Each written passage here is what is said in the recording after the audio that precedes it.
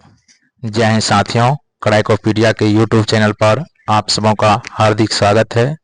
जैसा कि आप लोग आज देख रहे होंगे कि थंबनेल है बिहार दरोगा से रिलेटेड जानकारी की तैयारी कैसे करें, सिलेबस इसका क्या है, इसका जॉब प्रोफाइल क्या है, क्या पढ़ें क्या नहीं पढ़ें, कौन सा बुक इस एग्ज़ाम के लिए बेस्ट रहेगा और इसका नोटिफिकेशन कब तक आने की संभावना है।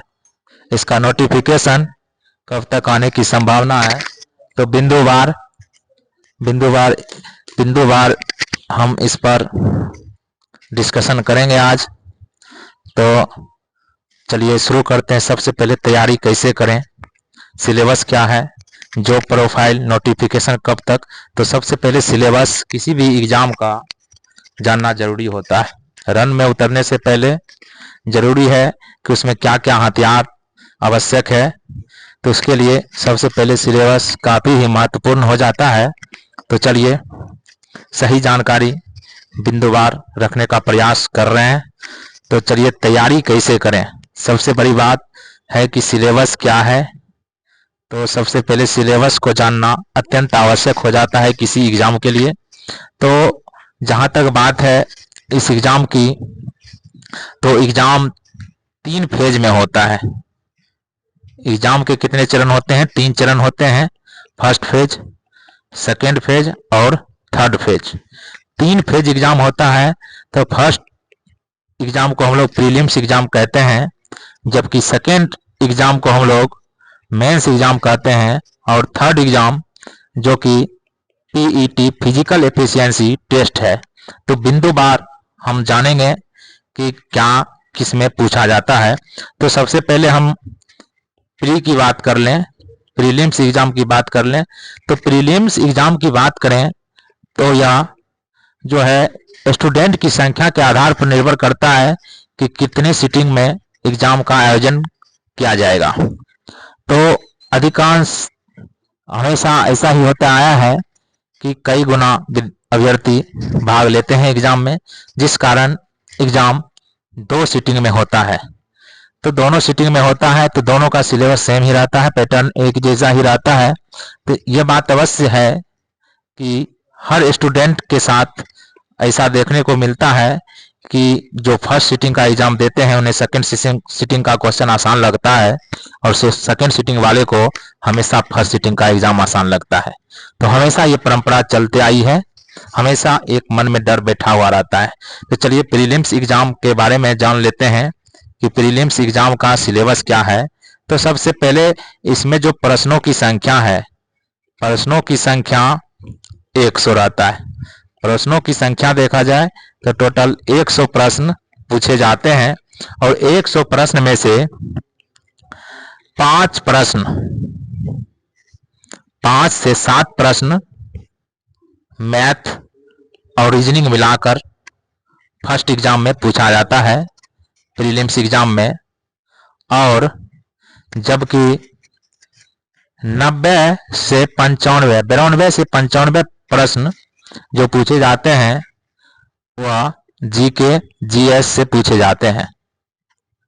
तो इसमें 90 से 95 प्रश्न में जीके जीएस में किन सब्जेक्ट से पूछे जाते हैं, तो इसकी जानकारी होना अत्यंत ही आवश्यक हो जाता है। तो इसमें देखें अगर 90 से 95 प्रश्न में, तो 90 से 95 प्रश्न में हिस्ट्री का 3 पार्ट ले लें हम, एक एंशिएंट हिस्ट्री, एक मेडिवल हिस्ट्री, एक मॉडर्न हिस्ट्री।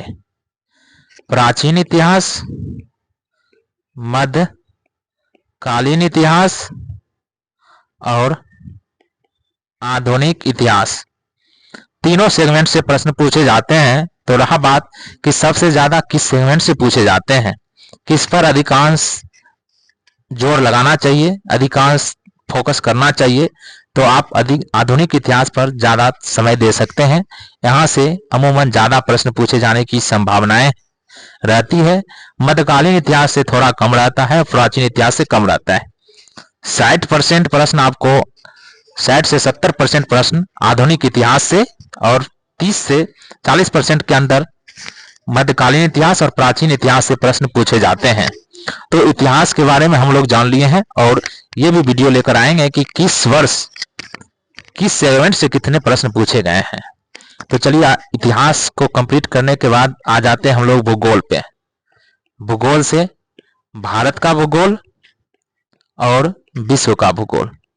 तो भारत का भूगोल और विश्व का भूगोल, तो अधिकांश प्रश्न जो है भारत के भूगोल से पूछा जाता है। जैसे कि हिमालय से जुड़ा हुआ, हिमालय से हो गया। उसके बाद भारत की जो संरचनाएं हैं, भारत की जो संपूर्ण जानकारी जो है, बेसिक जो सामान्य जानकारी होना चाहिए, वहां से नदियों से जुड़ा हुआ प्रश्न, हिमालय के अलावे जो अन्य पर्वत हैं उनसे, इन सब चीजों से प्रश्न पूछा जाता है। तो भूगोल में और विश्व के भूगोल में से नाम मात्र का प्रश्न रहता है, 2 से 4 प्रश्न रहते हैं। तो इसमें भी अगर समय दिया जाए तो 80% आप भारत के भूगोल को समय दे सकते हैं। 60 से 70% मान लिया जाए, काहे कि 80 देने के बाद किसी को संतुष्टि नहीं हो पाता है। और विश्व के भूगोल में 30% प्रश्न यहाँ से पूछे जाने की प्रबल संभावना है। देखिए, पढ़ने के लिए आदमी बहुत कुछ पढ़ लेता है, लेकिन अधिकांश जो पढ़ता है, ज्यादातर पढ़ने वाले सफल नहीं हो पाते हैं। तो उसका कारण क्या है? सिलेबस से की जानकारी नहीं होना, किस सेगमेंट से कितना प्रश्न पूछता है उस सेगमेंट पर ज्यादातर फोकस नहीं करना, जिस सेगमेंट से प्रश्न नहीं पूछा जा रहा है उस सेगमेंट पर ज्यादा ही फोकस कर देना, ये असफलता का कारण होता है। जो कि कई बार देखा जाता है कि कई लोग काफी पढ़ते हैं लेकिन सफल नहीं होते हैं। तो उनका कारण यही है, उनकी और कोई गलती नहीं है, सिर्फ वही रहता है कि जिस सेगमेंट से ज्यादा प्रश्न पूछे जाते हैं उस सेगमेंट पे ज्यादा फोकस नहीं कर पाते हैं।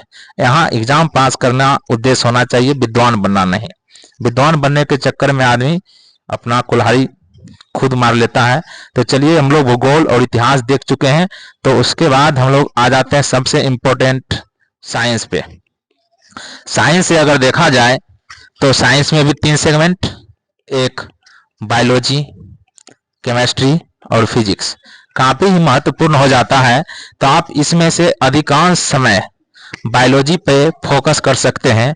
50% प्रश्न बायोलॉजी से पूछे जाते हैं, जबकि फिजिक्स से उसके बाद और सबसे कम प्रश्न पूछे जाने की जो प्रवृत्ति रही है वह केमिस्ट्री से रही है।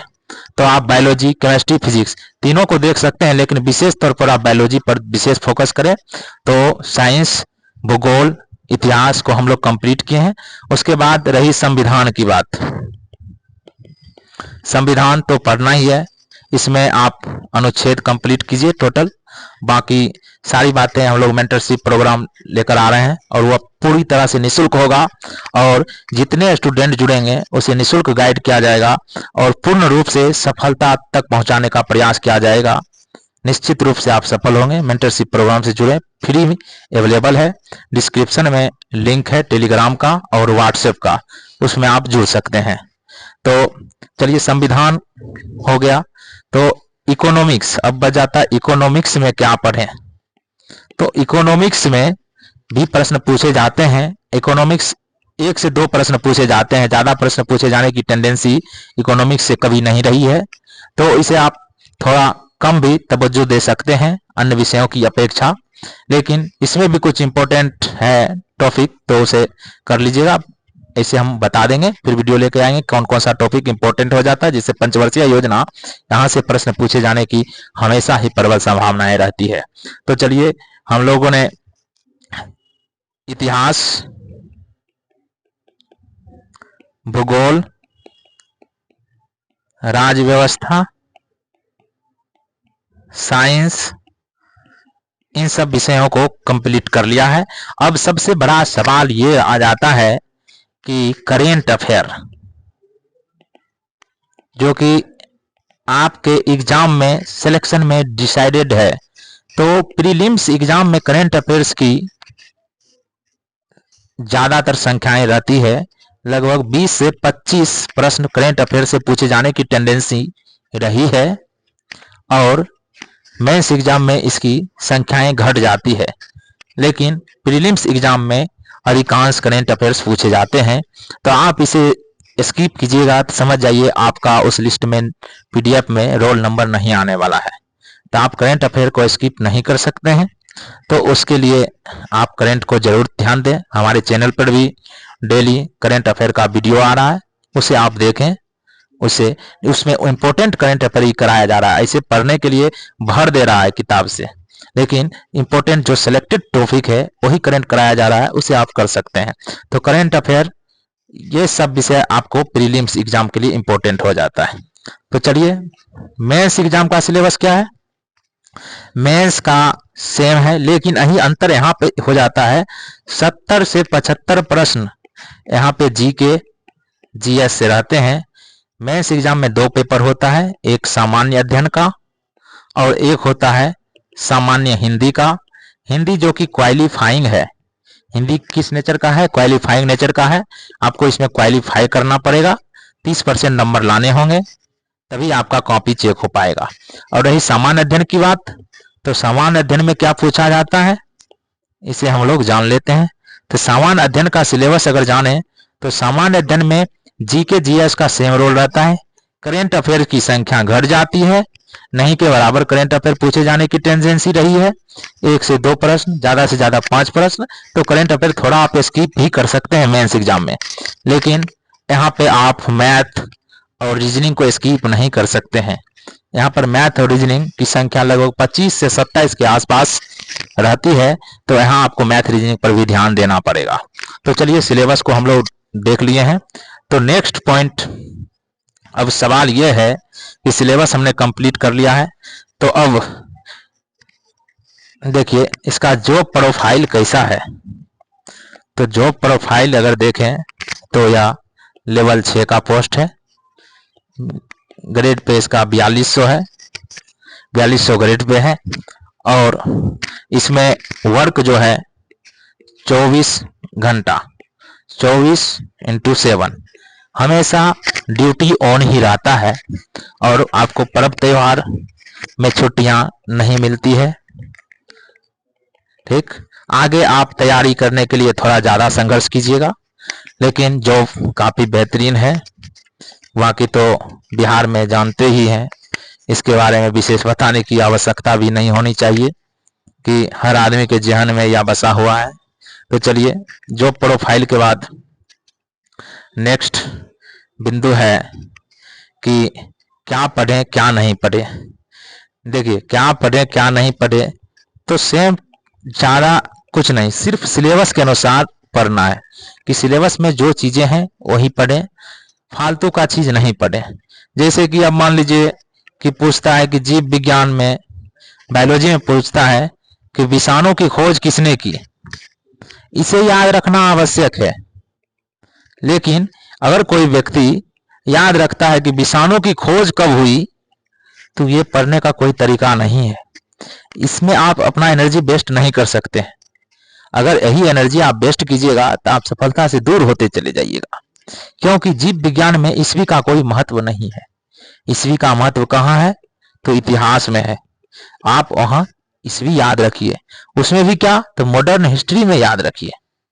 मॉडर्न हिस्ट्री में इंपॉर्टेंट हो जाता है, अन्यथा गलत रास्ते में जाने से कोई फायदा नहीं। लुसेंट है, घटना चक्र है, इन सब बुक भी काफी इंपॉर्टेंट है। तो बहुत सारे बुक हैं, लुसेंट में बहुत सारी चीजें दी हुई है। आप सभी बातों को नहीं पढ़ सकते हैं, और सभी बात आपसे याद भी नहीं रह पाएगा, और सभी याद करने के चक्कर में आपको जो पूर्व से याद है वो भी भूल जाइएगा, जो कि काफी ही समस्याएं उत्पन्न करेगी। तो क्या पढ़ने का तरीका होना चाहिए, तो एक सिस्टमेटिक ढंग से होना चाहिए। और एक बात तो हमेशा दिमाग में रखिए, सफल होने के लिए कोई शॉर्टकट रास्ता नहीं है।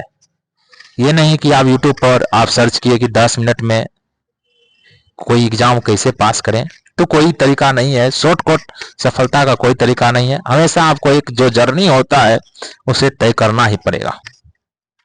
तो क्या पढ़े क्या नहीं पढ़े, तो जो सिलेबस में दिया गया है उसी के अकॉर्डिंग आप पढ़िए, और सफलता आपके कदमों में होगी। ठीक, और आगे भी हम गाइड करेंगे। आप मेरे मेंटरशिप प्रोग्राम से जुड़िए, उसमें एक ग्रुप रहेगा, टेस्ट सीरीज भी होगा और फ्री में होगा। ऐसा नहीं है कि मेंटरशिप के लिए कोई चार्ज लगेगा, बिल्कुल फ्री होगा। और यूट्यूब पर वीडियो भी आएगा, वो भी आते रहेगा, उसी से रिलेटेड रहेगा। तो आपकी तैयारी बेहतर हो जाएगी। जुड़िए, एक बार विश्वास कीजिए मैंने भी कई सारे एग्जाम दिए हैं। तो निश्चित रूप से अभी इन्फोर्समेंट सब इंस्पेक्टर का है, आगे आने वाला है, आगे डिस्कस भी करेंगे। तो चलिए, कौन सा बुक बेस्ट रहेगा? तो देखिए, एक लुसेंट तो सफिशियंट है, लुसेंट तो चाहिए ही चाहिए, नेसेसरी है। अगर आप दरोगा की तैयारी करते हैं और यदि आपके पास लुसेंट नहीं है तो समझिए कि गीता ही नहीं है। लुसेंट रखिए, साथ में घटना चक्र पढ़िए, क्योंकि घटना चक्र में PYQ रहता है। जितना भी PCS एग्जाम हुआ है, सभी PCS एग्जाम का PYQ रहता है, तो आप अध्ययन करने के लिए बेस्ट रहेगा। लुसेंट का ऑब्जेक्टिव और सब्जेक्टिव दोनों पढ़िए, एक साइंस का बुक पढ़िए, इतना सफिशियंट हो जाता है। अगर आपने इतना भी कंप्लीट कर लिया है तो आगे आप दृष्टि की ओर जा सकते हैं, और दृष्टि कर लेते हैं तो इससे ज़्यादा हमें नहीं लगता है कि कहीं पढ़ने की आवश्यकता होती है। इतना पढ़ लिए तो आप इतना बात की गारंटी रखिए 90 नंबर तो ला सकते हैं, लेकिन सिर्फ पढ़ने से थोड़े होगा, पढ़ने का तरीका भी बेस्ट होना चाहिए। किस तरीके से क्वेश्चन पूछे जाते हैं उस पर ध्यान देना होगा, उसके लिए हम हैं ही गाइड करेंगे। तो चलिए, बुक हमने बता दिया। करेंट अफेयर के लिए आप एक बुक पढ़िएगा, वही सफिशियंट हो जाएगा। आजकल तो PPSC प्रीलिम्स के लिए 70वीं अगर देखा जाए तो एक बुक सफिशियंट हो गया है प्रीलिम्स के लिए। तो यहाँ पे SPD का करेंट अफेयर आपके लिए सफिशियंट हो जाएगा। SPD का करेंट अफेयर पढ़िए, काफ़ी हो जाएगा, उतना आपके लिए करेंट अफेयर काम कर जाएगा। उसी को आप पढ़िए, बार बार करेंट कीजिए तो हो जाएगा। बाकी तो थोड़ा यूट्यूब का सहारा लीजिए, करेंट अफेयर सफिशियंट है। तो बुक भी हम लोग देख लिए हैं। तो अब चलिए, नोटिफिकेशन कब तक, सबसे बड़ी बात है कि नोटिफिकेशन कब तक, आखिर कितनी सीटें। तो जहां तक बात है, लगभग 1809 के आसपास सीटें आने की प्रबल संभावनाएं हैं, और यह नोटिफिकेशन कभी भी आ सकता है, बहुत जल्द आने की संभावनाएं हैं। चुनावी वर्ष है, तो नोटिफिकेशन सोच रहे हैं कि कब आएगा, उसके बाद तैयारी करेंगे। तब तो ये जिस प्रकार गांधी जी ने और सहयोग आंदोलन के दौरान बताया था कि यह मेरे लिए हिमालय जैसी भूल था, तो इसीलिए उसी तरह आपके लिए ये बहुत बड़ी भूल साबित हो जाएगी। नोटिफिकेशन का आप इंतजार नहीं कर सकते हैं। जैसे ही नोटिफिकेशन आएगा, और बिहार में जितने भी आयोग हैं उन सभी आयोग में से सबसे बेहतरीन आयोग बिहार पुलिस अवर सेवा आयोग है, BPSSC है। यह सबसे तेज परीक्षाओं का आयोजन करती है, सबसे तेज रिजल्ट निकालती है, और सबसे तेज आपके हाथों में ज्वाइनिंग लेटर सौंपने का काम करती है। तो आप अभी से ही लग जाइए, पूरे तन मन से लग जाइए, आप इसे स्किप नहीं कर सकते हैं। अगर स्किप करते हैं तो ये समझ लीजिए कि ये आने वाले 10 से 5 सालों के 5 से 10 सालों के बीच ये लास्ट वैकेंसी होगा। आप अगर अपने कंधे पर डबल स्टार देखना चाहते हैं तो ये लास्ट मौका है। इसके बाद तो उम्मीद कम ही रखिए कि वैकेंसी आएगा, क्योंकि सीट भी तो होनी चाहिए, और चुनावी वर्ष है, चुनावी वर्ष में लड्डू खा लीजिए। इसके बाद तो फिर 5 साल इंतजार ही है। मौका मत गवाइए, नोटिफिकेशन बहुत जल्द आएगी, किसी भी दिन आ जाएगी। कोई भी औपचारिक घोषणा करना ठीक नहीं रहता है, क्योंकि जब तक औपचारिक तरीके से और ऑफिशियली नहीं आ जाता है नोटिफिकेशन, कुछ बोलना सही नहीं है। तो नोटिफिकेशन कभी भी आ सकती है, तो आप तैयारी में लगे रहें।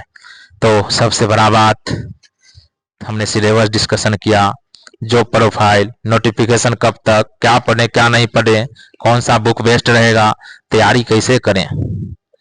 तो चलिए, तैयारी कैसे करें, सबसे बड़ी बात तो यही हो जाती है, तैयारी कैसे करें।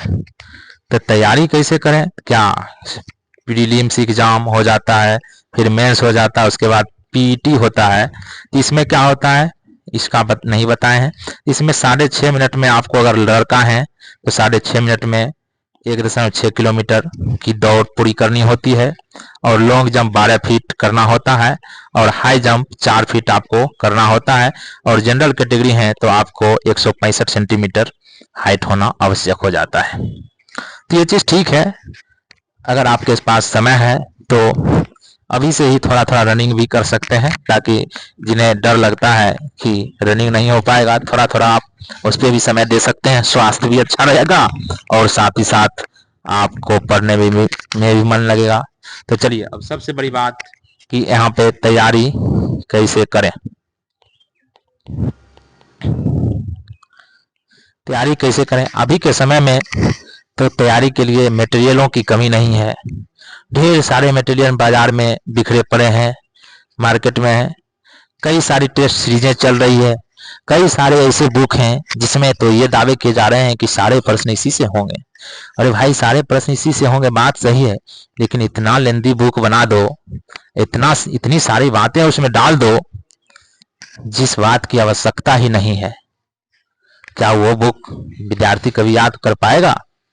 नहीं कर पाएगा। इसका सही जवाब है नहीं कर पाएगा, और अपने सिलेक्शन को खो बैठेगा, अपना एक सीट से दूर रह जाएगा। उसका सबसे बड़ा कारण क्या है?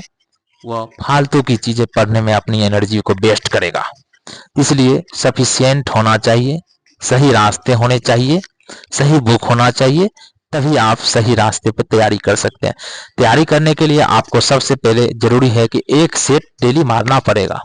एक सेट डेली लगाएं, कारण कि इसमें जीके जीएस का रोल अहम हो जाता है, और जिस एग्जाम में जीके जीएस का रोल अहम होता है उस एग्जाम में जीके जीएस के जो है काफी कंफ्यूजन सब्जेक्ट है, काफी कंफ्यूजन आदमी को क्रिएट होता है इसमें। तो आप टेस्ट लगाइएगा तो निश्चित रूप से आप सफलता के नजदीक पहुंचिएगा। दूसरी बात है, सभी सब्जेक्ट को पढ़ें, और एक ही सब्जेक्ट को, एक ही बुक को बार बार पढ़ें। 10 बुक पढ़ने से बेहतर है एक बुक को बार बार पढ़ें, तो आप सफलता के नजदीक पहुंच सकते हैं। ठीक, अगर आप ग्रुप डिस्कशन करते हैं तो वो भी आपके लिए बेहतर है। किसी कोचिंग को ज्वाइन किए हुए हैं तो हाँ, जो मटेरियल मिल रहा है उसी को पढ़िए और बार बार पढ़िए, उससे भी सफलता आपके नजदीक आएगी। लेकिन सिर्फ क्लास नोट पर निर्भर मत रहिएगा। जो व्यक्ति सिर्फ क्लास नोट्स पर निर्भर रहा है वह सिर्फ कुआं का मेढक बनकर रह जाता है। वो सफल जरूर होता है, लेकिन सिर्फ वह किसमें? तो प्रीलिम्स में, और किसमें? तो मेंस में, और किसमें? तो फिजिकल इफिशिएंसी टेस्ट में, लेकिन उसका नाम मेरिट लिस्ट में नहीं आ पाता है। उसका कारण क्यों है? क्या है कि कोचिंग के नोट्स पर वह सिर्फ निर्भर रहा है, और सिर्फ कोचिंग के नोट्स के कारण उसे अंतिम रूप से सफलता नहीं होती है, नहीं मिल पाती है, वह सिर्फ कुएं का मेढक बनकर रह जाता है। तो यदि आप सफल होना चाहते हैं तो कुएं से निकलिए और नदी में आइए, ताकि हर तरह का सामना करना पड़े। 1-2 प्रश्न ही आपको सफलता की ओर ले जाएगी, और आप सेट प्रैक्टिस कीजिएगा कि कोई भी आसान प्रश्न आपसे गलती नहीं होगा। यदि आप आसान प्रश्न गलती कीजिएगा तो तय है कि आपको हार्ड क्वेश्चन सही करना पड़ेगा, और हार्ड क्वेश्चन सही कहाँ होता है?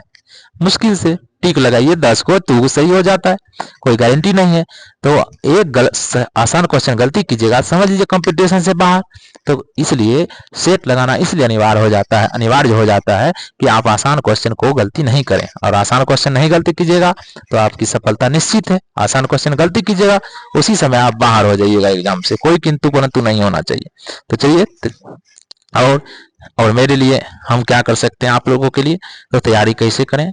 तो हमारे चैनल पर वर्तमान में मेडिवल हिस्ट्री का 15 छोटा छोटा वीडियो है, उसे आप देखिए। और मेडिवल हिस्ट्री का बुक से हम पहले करा रहे हैं ताकि आदमी को रिवीजन के लिए दे सके समय की ये वीडियो आप देख लीजिए, रिवीजन हो जाएगा। इसलिए बुक का कराया जा चुका है और आगे भी कराया जाएगा। और साथ ही साथ हम लोग फ्री मेंटरशिप प्रोग्राम ला रहे हैं स्पेशल बिहार दरोगा के लिए। अभी इन्फोर्समेंट सब इंस्पेक्टर का वैकेंसी है, रेंजर ऑफिसर का है। इससे पूर्व मैंने ranger officer, enforcement sub inspector पर भी क्वालिफाई किया है, लेकिन सब इंस्पेक्टर में होने के कारण उसमें मुझे जाने नहीं दिया गया। फाइनली रूप से दोनों में हमने सिलेक्शन लगभग ले ही लिया था, लेकिन जाने नहीं दिया था। जैसे कि आप देख भी सकते हैं कि रेंजर ऑफिसर में 272.3 नंबर मेरा फाइनल मार्क्स था, और कट ऑफ जनरल का 270 के समथिंग था। तो लेकिन तीनों में हमने सिलेक्शन लिया है, तो निश्चित रूप से हमको आपको सही गाइडेंस देने का प्रयास करेंगे। तो आप हमारे डिस्क्रिप्शन में लिंक है टेलीग्राम का और साथ ही साथ व्हाट्सएप ग्रुप का, आप दोनों में जुड़िए। आपको फ्री में मेंटरशिप प्रोग्राम प्रोवाइड कराया जाएगा। आपको किसी भी चीज में डाउट नहीं होने दिया जाएगा। एक सिस्टमेटिक ढंग से तैयारी कराया जाएगा, क्या पढ़ना है क्या नहीं पढ़ना है, वो इतनी इस बात की गारंटी लीजिए। ठीक, और भी एग्जाम मैंने क्वालिफाई किया है, लेकिन विशेष बताने की आवश्यकता नहीं है, काफी है। मैंने इतना फोटो वोटो लगा दिया ही बहुत बड़ी बात है मेरे लिए। तो इतना इस बात को आप गारंटी मान सकते हैं कि जो चीज कराया जाएगा उसी से प्रश्न रहेंगे, उससे बाहर प्रश्न नहीं रहेगा। इस बात को आप मान सकते हैं, नहीं मानना है तो मत मानिए, लेकिन इसका प्रूफ जब एग्जाम हो जाएगा तो हम देंगे, एक एक वीडियो से दिखाएंगे कि प्रश्न 90% मेरे पढ़ाई हुए में से ही आया, और निश्चित रूप से आएगा, इस बात की गारंटी दे रहा हूं, और निश्चित आएगा ही। और आप अगर मेरे वीडियो में से नहीं पूछा तो इस बात की गारंटी मान लीजिए कि पूरे बिहार में किसी के पढ़ाए हुए बुक से नहीं वो प्रश्न रहेगा। इस बात की अगर गारंटी दे रहे हैं तो कुछ चीज तो देंगे, और वो भी फ्री में देंगे। तो आप इससे जुड़िए, एक बार विश्वास कीजिए, अपने सिलेक्शन को पक्का कीजिए। अभी हमने 200 सीटों के लिए मेंटरशिप प्रोग्राम रखा है, तो जल्द ही आप इस लिंक से जुड़िए। बाकी 200 सीट पूरा हो जाने के बाद फिर सोच आ जाएगा कि हमारी टीम क्या निर्णय लेती है। फिलहाल 200 सीट के लिए सिलेक्शन लिया जाएगा ताकि मेंटरशिप प्रोग्राम कराया जा सके, और वही अभ्यर्थी जुड़े जो जागरूक हों, अन्यथा नहीं जुड़े, क्योंकि 200 का मतलब 200 होना चाहिए। अगर 1809 सीट आता है तो 200 सिलेक्शन यहाँ से होना चाहिए। बाकी इच्छुक होंगे तो आगे देखा जाएगा। वीडियो को शेयर कीजिए ताकि जो अभ्यर्थी जो गांव में रहते हैं या जिनके पास जानकारी नहीं है कि किस प्रकार तैयारी करें, क्या पढ़ें क्या नहीं पढ़ें, बाजार की मुगलते में घूम रहे हैं, तो वो वास्तविकता से परिचित हो जाएं। तो इसके लिए आप वीडियो शेयर करें, और वीडियो देखने के लिए आपको धन्यवाद।